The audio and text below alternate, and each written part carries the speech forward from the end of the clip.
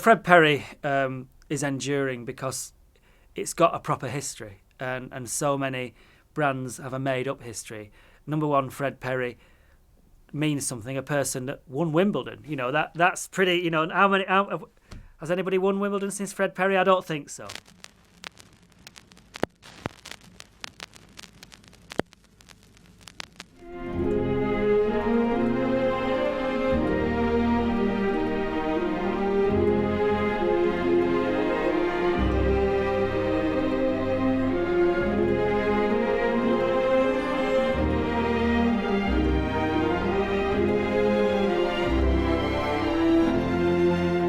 British youth subculture starts in that rather grey period after the war. No longer have you got conscription, so you haven't got a regiment to go and join. No longer have you got a uniform to put on that the government tell you to wear, so you're going to invent your own one.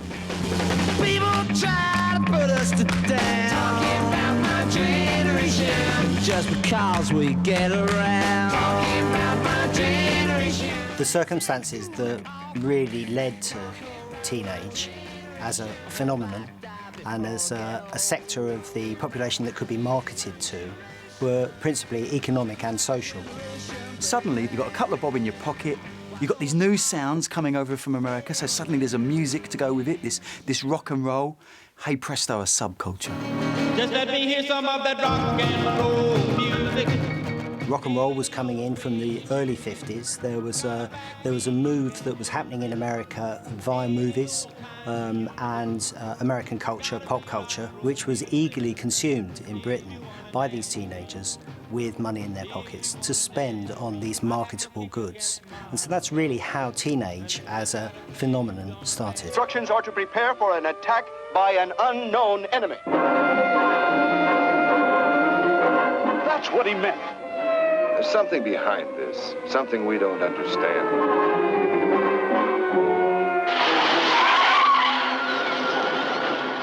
My mother and all the women who used to hang out said, who are these young men who aren't men and they aren't boys? What are they? And someone said, well, they're the new teenagers. And I'm just out of school, I'm feeling real cool. I got the jump, got the jive, got the message, I'm alive, I'm a wild one, I'm a wild one. Ooh, yeah, I'm a wild one. Movies such as The Wild One, where the look is so fabulous and really expresses the rebellion that everyone felt. And the lines like, what are you rebelling against, Johnny? What do you got? And they're looking at the movies and they're listening to the records, but they're making their own version of it. So it has influences from everywhere, certainly from America, but it never looks American. It always looks uniquely and distinctly British. The Teddy Boys were they were the pioneers. They were the first big youth culture that came along. They had a uniform that had an identifiable look that kids could tap into that was divorced from what their parents were doing. Juvenile delinquents, happy as can be. The TED movement is absolutely pivotal at a time where a man could be a peacock. They were making it okay for a man to really care about, how his hair would be done, the DA, the duck's arse. It's such a bold look, such a strong look. And as with any youth culture, it's about rejecting the other things around you. They don't know how to treat us, or if they should beat us, that would never do. The classic look of a teddy boy would include the draped jacket. Initially, they didn't wear what we now know as brothel creepers. They wore heavy-soled shoes. A waistcoat made out of a different fabric, which was normally a sort of brocade or something like that. Every opportunity to accessorise and make more flamboyant was taken. It was an Edwardian style that was favoured originally by supposedly guards officers, the ultimate English aristocratic creme de la creme, who went for this rather kind of old-fashioned style to mark themselves out when they weren't in uniform. The combination of that look, which was sharp as anything, moved down class very, very rapidly and got almost parodied. So you got the Bill Haley Edwardian look. So it goes from being this rather kind of classic Edwardian style to being something really leery with pink linings and pink socks and then great big pompadoured hair and all of this sort of stuff. Here they are, these working class guys with money in their pocket who decided to kind of jib at the upper classes by adopting their uniform and subverting it. It's an interesting thing that youth culture kinds to fuck up the class system to quite a substantial degree. What could you work with if you hadn't got money or education? You could work with what the music you consumed and what you had on your back. You couldn't change your house, but you could do a lot with good threads. So all that creativity of the working class kids down on the streets gets pushed to the margins. So what do they get good at? They get good at trousers.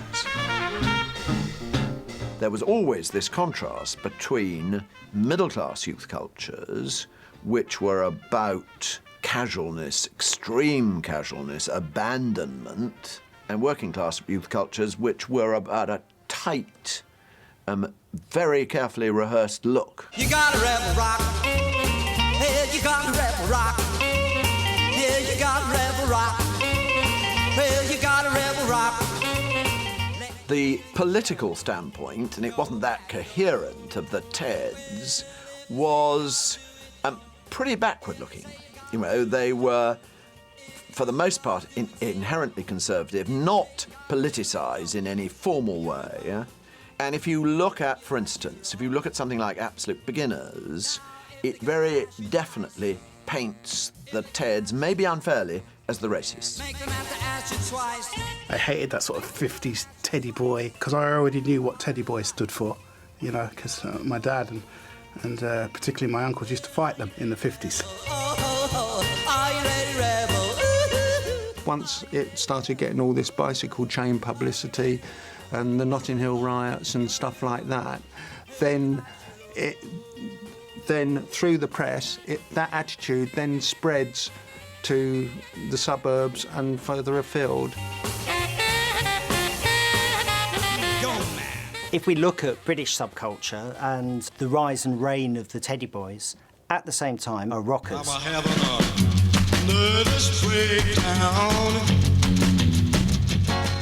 They're wearing leather jackets, they're interested in motorbikes, they don't want to be sitting around in, you know, fine clothes which cost a lot to have made up. They want to wear utilitarian gear in emulation of people like Marlon Brando and the Wild One. They came out of a more muscular kind of American culture, which was based on bikes and fighting.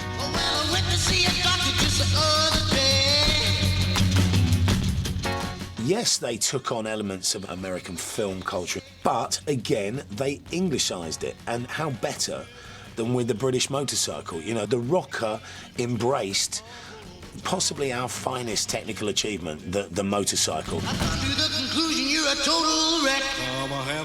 What could be better than throwing on your jacket, getting on your BSA, tear-assing down the A13 and going to Southend and having, you know, bubble and squeak? Rockers are the first to really show that there was a generation gap, because no parent wanted their son to lounge around in, you know, oil-covered jeans, great big boots, a string vest and a filthy leather jacket. Well, made up my mind, I better change my ways.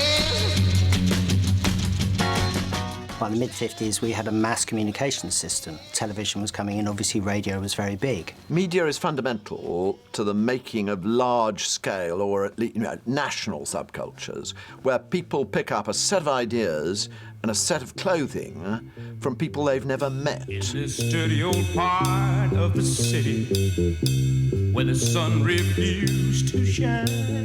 The media do play a kind of a mixed role in this story.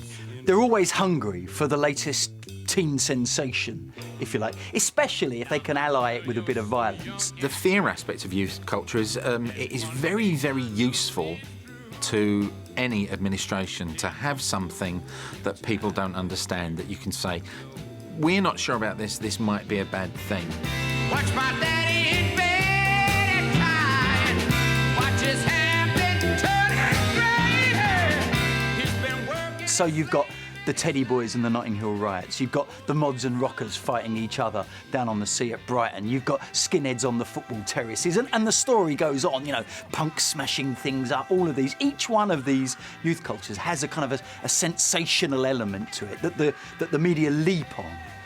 But what that really does, of course, is it just makes it incredibly popular. We gotta get out of this place. If it's the last thing we ever do. But then what it also does is, in the end, it kind of kills it. Because the essence of almost all of these subcultures is that they are elitist. They're started by a few kids who want to do it differently. Now, my girl, you're so young and pretty.